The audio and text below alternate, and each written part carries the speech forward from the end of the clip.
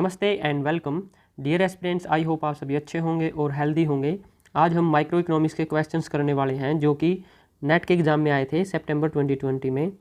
और इसके बाद हम obviously macro, ITF, GD, mathematical economics, statistics और इकोनोमेट्रिक्स के क्वेश्चन भी करेंगे।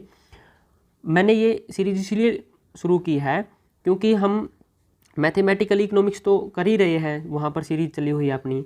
तो जो हमारा थ्योरेटिकल पोर्शन था वो हम क्वेश्चंस के थ्रू करें। ये इससे हमको ये फ़ायदा रहेगा कि आपने जिसने सितंबर नेट का एग्ज़ाम दिया था वहाँ पे देखा कि किस तरह से आपका अभी जो नेट का लेवल है वो बढ़ रहा है। उसमें चीज़ों को आप रट के आंसर नहीं दे पाओगे, जैसे कि प्रीवियस ईयर क्वेश्चन मार के चले गए या जैसे कि पहले होता आया है। अभी वही बच्चा क्वेश्चंस को कर पाएगा जिसका कंसेप्ट यानी कि जिसके बेसिक्स बहुत अच्छी तरह से क्लियर हैं। यानी कि आपका जो थ्योरी है उसको इतना तोड़ मरोड़ के उस प्रोपोर्शन से क्वेश्चन डाला जाता है जहाँ पर बच्चे की वीकनेस होती है। तो मेरा यही मोटिव है कि हमारे बेसिक्स इतने मजबूत हो जाएं कि हमारे से कोई भी क्वेश्चन रहे ना जो हमने पढ़ा है। ठीक है, तो अभी हम फर्स्ट क्वेश्चन करते हैं। यहाँ पे statement number 1, learning curve effect is related to a firm's long run average cost curve. ये बिल्कुल सही स्टेटमेंट है। ये क्वेश्चन हमारा फर्म थ्योरी से है। लर्निंग कर्व क्या दिखा रहा है, देखिए लर्निंग कर्व में आप सीख रहे हो, कौन सीखेगा? देखिएगा फर्म थ्योरी में आपका कौन सीखता है? वर्कर या फिर मैं कहूँ एम्प्लॉय। ठीक है ना। अब ये क्या सीखेंगे? मान के चलो कि कोई नई टेक्नोलॉजी ईजाद हुई है मार्केट में, और या फिर हम कहें मेथड ईजाद हुआ है प्रोडक्शन का, उसको सीखना है। आपने नई स्किल्स सीखनी है क्योंकि आपने क्या करना है, आपकी कॉस्ट को क्या करना है, डाउन रखना है, और प्रॉफिट को तभी तो इंक्रीज कर पाओगे आप, है ना। और इसीलिए वहाँ पर टेक्नोलॉजी या नए नए मेथड्स को आपने अडोप्ट करना होता है वहाँ पे वर्कर्स। अब जो वर्कर या वहाँ के एम्प्लॉय जिस भी कंपनी में वो काम करते हैं, वो जितना जल्दी उस टेक्नोलॉजी को सीख लेंगे, उस स्किल्स को इमिटेट कर लेंगे, उतना ही उस फर्म के लिए क्या होगा, कॉस्ट को डाउन करने में आसानी रहेगी। तो हम कह सकते हैं कि अगर लर्निंग कर्व स्टीपर है, मान के चलो ये दो लर्निंग कर्व है, ये सेकंड है, ये फर्स्ट है, ये क्या है, स्टीपर है, और ये इससे फ्लैटर है। ठीक है ना। तो जितना लर्निंग कर्व स्टीप होगा उतना ही आपका कॉस्ट कम आएगी, यानी कि उतना ही जल्दी वहाँ पर कोई भी स्किल्स वहाँ के वर्कर जल्दी सीख रहे हैं और वहाँ पर कॉस्ट को रिडक्शन कर ले जा रहे हैं। ठीक है ना। तो ये हो गया। और a swapped allocation is one that is Pareto efficient as well as equitable allocation. बिल्कुल सही। स्वैप्ड एलोकेशन क्या होता है? जहाँ पर आपका पैरेटो एफिशिएंसी होती है और इक्विटेबल एलोकेशन होता है बिटवीन रिसोर्सेज का। ठीक है, ऑन दी प्रोडक्शन। तो दोनों के दोनों स्टेटमेंट क्या है आपके? ठीक है। सेकंड देखिएगा, ये आपका बहुत ही अच्छा क्वेश्चन है। ये है आपका इनकम कंजम्पशन करो। बियॉन्ड ए पॉइंट से आपका ये पूछ रहे हैं कि इनकम कंजम्पशन करो कौन सी गुड्स का क्या है। ठीक है, देखिएगा सबसे पहले तो आपको मैं बिल्कुल बेसिक से करवाऊंगा ये चीज़।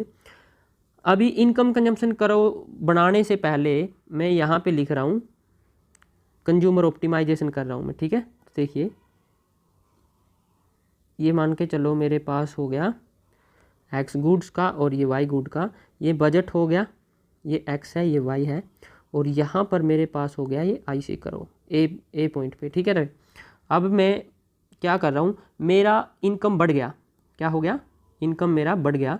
तो क्या हो जाएगा, बजट लाइन क्या हो जाएगी भाई, शिफ्ट होगी, क्योंकि बजट लाइन का जो स्लोप होता है, सॉरी इंटरसेप्ट होता है, वहाँ पर m होता है, m/P2 minus P1 upon P2 into x is equal to y. ये होती है कि नहीं होती है? देखिएगा ये मैं बिल्कुल शुरू से तो नहीं करवा सकता, लेकिन यहाँ पर ए पॉइंट में क्या है आपका कंज्यूमर ऑप्टिमल है, तो यहाँ पर आपका -P1/P2 माइनस P1/P2, और क्या है आपका यहाँ पर marginal utility of 1 upon marginal utility of second good, यानी कि IC कर्व का स्लोप और बजट लाइन का स्लोप दोनों इक्वल है। यहाँ पर जो ए पॉइंट का एलोकेशन है यानी कि जो कंजम्पशन है वो कंज्यूमर के बजट के अकॉर्डिंग भी है और उसकी प्रेफरेंस के अकॉर्डिंग भी है। ठीक है ना। IC कर्व उसकी प्रेफरेंस दिखाती है और बजट लाइन उसकी अफोर्डेबिलिटी दिखाती है। ठीक है ना। तो ये हो गया हमारे पास बजट में इंक्रीज और यहाँ पर हो गई है शिफ्टिंग लाइन में, ठीक है ना। मेरा जो फर्स्ट लेक्चर है वो देखिएगा मैथमेटिकल इकोनॉमिक्स में, वहाँ पर मैंने दिखाया है कि किस तरह से शिफ्टिंग होती है कहाँ पे लगाने से और किस चीज़ में लाइन में स्लोप चेंज होता है, ठीक है ना। तो यहाँ पे हो गए, हम बी पॉइंट पे चले गए और फिर और ज़्यादा हमारा बजट इंक्रीज हो गया, ठीक है ना।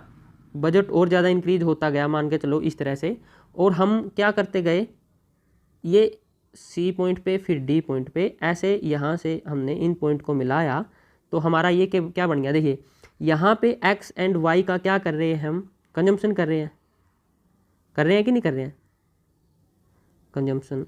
और ये बजट लाइन क्या दिखा रही है हमारी, कोई ना कोई कंजम्पशन दिखा रही है, तो इनकम दिखा रही है, सॉरी। तो इनकम कंजम्पशन कर्व होगी कि नहीं होगी ये, अगर मैं बजट लाइन के ऑप्टिमल पॉइंट्स को मिलाऊं आईसी कर्व और बजट लाइन के, तो यहाँ पर क्या हो गई है, हमारी इनकम कंजम्पशन कर्व बन गई है, ठीक है ना। तो यहाँ पर एक्स एंड वाई गुड्स में यहाँ पे बजट नहीं दिखाया इसने, और यहाँ पे हमारे पास आईसी भी नहीं दिखाया, इसलिए आप कंफ्यूज मत हो जाना, ठीक है ना। तो यहाँ पे ये चीज़ मिसिंग है।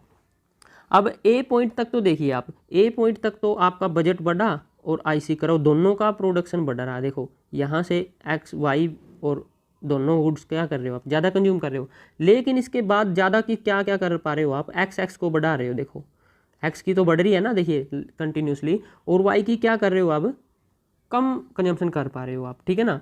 तो क्यों भाई, देखिएगा क्वेश्चन में आपने इन्फीरियर और नॉर्मल गुड्स देखने को मिल रहा है।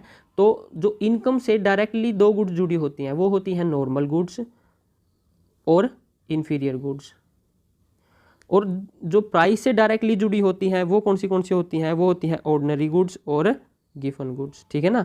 तो यहाँ पर इनकम कंजम्पशन कर्व की बात करें, यानी कि यहाँ पर कौन सी गुड्स है, इनकम से कौन सी जुड़ी है, नॉर्मल और इन्फीरियर, इसलिए यहाँ पर ऑर्डिनरी और गिवन आपका किसमें नहीं है, आंसर्स में नहीं मिलेगा आपको। इन्फीरियर गुड्स कौन सी गुड्स होती हैं, वो गुड्स होती हैं जो कि इनकम के बढ़ने पर जिनकी कंजम्पशन क्या हो जाए, डाउन हो जाए, ठीक है ना। नॉर्मल गुड्स कौन सी होती है, जिनकी इनकम बढ़ने पर कंजम्पशन में क्या हो जाए, बढ़ोतरी हो जाए। तो ये रिलेशन होता है। तो देखिए इनकम तो बढ़ती जा रही है आपकी कंटिन्यूसली, आप यहाँ थे, यहाँ हो, डी पॉइंट पे सी पॉइंट पे थे, तो क्या हो गए, यहाँ पे इनकम तो बढ़ रही है, लेकिन आप क्या कर रहे हो, देखो यहाँ पे कंजम्पशन क्या कर रहे हो, डाउन कर रहे हो कि नहीं कर रहे हो, यहाँ पे देखो, ठीक है, वाई गुड का। तो वाई गुड क्या होगी आपके लिए, इन्फीरियर गुड होगी, और एक्स गुड क्या होगी, नॉर्मल गुड्स होगी, क्योंकि आपकी इनकम बढ़ने के साथ साथ आप क्या कर रहे हो, एक्स गुड्स की कंजम्पशन तो बढ़ा रहे हो और वाई गुड्स की कम कर रहे हो। तो ए पॉइंट तक तो दोनों नॉर्मल गुड्स थी, और ए पॉइंट के बाद वाई बन गई हमारी इन्फीरियर और एक्स बन रही है हमारी वही की वही नॉर्मल गुड्स, ठीक है। तो इसका आंसर हो गया ए।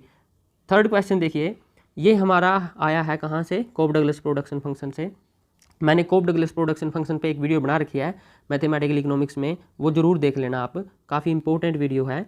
उसके देखने के बाद आपको ये क्वेश्चन बिल्कुल इजी लगेगा। देखिएगा यहाँ पे जो ए होता है वो क्या होता है, एफिशिएंसी या मैनेजरियल एफिशिएंसी पैरामीटर होता है कि नहीं होता है, बिल्कुल सही बात है। अल्फ़ा प्लस बीटा अगर एक से ज़्यादा है तो वहाँ पर इंक्रीजिंग रिटर्न टू स्केल आपके फंक्शन में एग्जीक्यूट करेंगे, बिल्कुल सही बात है। और marginal rate of technical substitution of L for के इज़ गिवन बाय, देखिए यहाँ पर आपका आइसोक्वेंट का क्या चक्कर है, नहीं, यहाँ पे marginal rate of technical substitution डालना ये ठीक नहीं है, ये नहीं आएगी, बीटा के अपॉन अल्फ़ा एल, ये marginal rate of technical substitution नहीं है, ठीक है। तो ये सी स्टेटमेंट रॉन्ग हो जाएगी। और फोर्थ स्टेटमेंट क्या है, marginal product of capital to given by b, बिल्कुल ये सही है। देखिएगा ये हमारा टोटल फंक्शन हो गया, ये क्या है, ए अल्फ़ा के बीटा। अब यहाँ पर मैं इसको डिफ्रेंशिएट कर रहा हूँ किसके रिस्पेक्ट में, के रिस्पेक्ट में पूछ रखा ना, कैपिटल, हाँ कैपिटल के रिस्पेक्ट में क्या किया मैंने, इसको डिफ्रेंशिएट किया, तो मेरे पास क्या आया, बीटा अल्फ़ा एल, ए अल्फ़ा एल इंटू के बीटा -1, ओके। अब यहाँ पे बीटा -1 हो गया। अब मैं क्या करूँ इसको, यहाँ पर -1 का मतलब के -1 में है, तो यहाँ पर के एक नीचे चला जाएगा, तो यहाँ पर के हो गया। अब देखिए यहाँ पे ये चीज़ क्या हो गई है हमारी, क्यू सेम हमारा, तो यहाँ पर मैं बीटा बाई के इंटू क्यू लिख देता हूँ। तो क्या हो गया है हमारे पास, ये मार्जिनल प्रोडक्ट ऑफ कैपिटल हो गया कि नहीं हो गया, देखो change in q due to unitary change in k, तो ये क्या होता है आपका मार्जिनल प्रोडक्ट ऑफ कैपिटल। तो देखिए बिल्कुल यही आपका आंसर आया हुआ है, ठीक है ना, बीटा क्यू बाई के। ओके, तो ये चीज़ भी आपकी ठीक है। तो ये चीज़ें तीनों ठीक हैं, सी वाला गलत है। अब देखिएगा नेक्स्ट क्वेश्चन, यहाँ पे आपको ठीक ठीक मिलान करना है। डोमिनेंट स्ट्रेटजी गेम थ्योरी, मेरी यहाँ पर भी एक वीडियो है, उसको आप वॉच कर सकते हो। Relationship between increase in tax rate और टैक्स रिवेन्यू, टैक्स रेट और टैक्स रिवेन्यू को कौन करता है, रेफर करो, ठीक है ना। ये भी बिल्कुल इजी क्वेश्चन है आपका। और effectiveness of private market is dealing with externality, देखो effectiveness of private market in dealing with externalities, अगर एक्सटर्नलिटीज़ हैं तो वहाँ पर दो प्रकार की एक्सटर्नलिटीज़ हो सकती हैं, या तो पॉजिटिव एक्सटर्नलिटीज़ हो या फिर नेगेटिव एक्सटर्नलिटीज़ हो। नेगेटिव एक्सटर्नलिटीज़ हो तो वहाँ पर आपको टैक्सेशन लगाना पड़ेगा, ठीक है ना, पिंगविन टैक्स बोल सकते हो आप, जिसको कि आप इन्वायरमेंटल टैक्स भी बोल सकते हो। तो वहाँ पर कोज थ्योरम आएगी, वहाँ पर ट्रू वैल्यू आपकी प्रोडक्शन की या ट्रू वैल्यू उसकी कॉस्ट को फाइंड करने के लिए कोज थ्योरम लाते हैं हम, तो ये कोज थ्योरम से जुड़ जाता है। और डी नंबर पे देखिए आप, controlling price through effective price ceiling and price floor. Price ceiling और प्राइस फ्लोर, सबसे पहले तो आपका ये देखिए कि मार्केट जब क्लियर करती है प्राइसेस और क्वांटिटी को, तब क्या होता है, देखिए यहाँ पर हो गई हमारे पास ये डिमांड करो होगी, ठीक है, जो कि कंज्यूमर ऑप्टिमाइजेशन को दिखा रही है, और ये हमारे पास होगी सप्लाई करो, ये दिखा रही है प्रोड्यूसर ऑप्टिमाइजेशन। यहाँ पर जो हमको प्राइस मिला है ये मार्केट ने क्लियर करके दिया है, और यहाँ पर इतनी क्वांटिटी मार्केट में बिकेगी, ठीक है। तो यहाँ पर हमारी क्या हो गई है, मार्केट सक्सेस हो गई है, यानी कि मार्केट मैकेनिज्म लग गया है।